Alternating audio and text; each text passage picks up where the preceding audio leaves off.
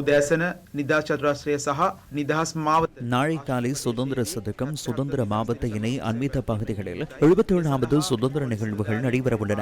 அதற்காக பாதுகாப்பு கடமைகளில் போலீஸ் உத்தியோகஸ்தர்கள் ஈடுபடுத்தப்பட்டுள்ளனர். அந்த பகுதியில் பாதுகாப்பினை உறுதிப்படுத்துவதற்காக போலீசார் கடமைகளில் ஈடுபடுத்தப்பட்டுள்ளனர். ஆகவே நாளை காலை 4:30 தொடக்கம் 1000க்கும் அதிகமான போலீசார் கடமையில் ஈடுபடுத்தப்பட உள்ளனர். සිට පොලිස් නිලධාරීන් 1000කට අධික සංඛ්‍යාවක් ආරක්ෂාව සඳහා යොදවා තිබෙනවා. අපි විශේෂයෙන්ම මෙම නිදහස් උත්සවයට පැමිණෙන ආරාධිත நாம் விசேடமாக இந்த சுதந்திர தின நிகழ்வுக்கு வருகை தரவுள்ள அனைத்து பிரமுகர்களுக்கும் போலீசாரின் சார்பில் வேண்டுகோள் ஒன்றை விடுக்கின்றோம். காலை 7 மணிக்கு முன்னர் வருகை தந்து உங்களுக்காக ஒதுக்கப்பட்டுள்ள ஆசனங்களில் அமருமாறு கோரிக்கை விடுக்கின்றோம். சுதந்திர மாவட்ட ஊடாக வருகை தருவதற்கு அனைத்து ஏற்பாடுகளும் பூர்த்தியாகியுள்ளன.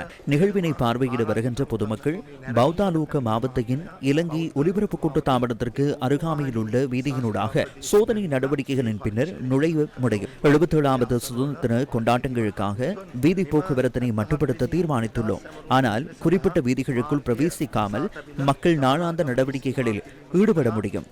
பௌத்தாலோக மாவட்டத்திலிருந்து டொரிங்டன் சந்தி வரையும் பிரேமகீர்த்தி டி அல்விஸ் மாவட்டத்தை நோக்கி பயணிக்கும் சந்தி வரை வீதி மூடப்பட்டுள்ளது.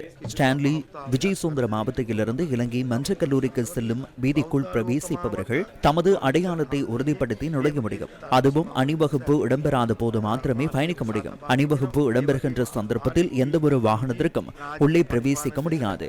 இந்த நிகழ்வுக்கு வருகின்ற பிரமுகர்களுக்கான அழைப்புதல் QR கோட் காணப்படுகிறது.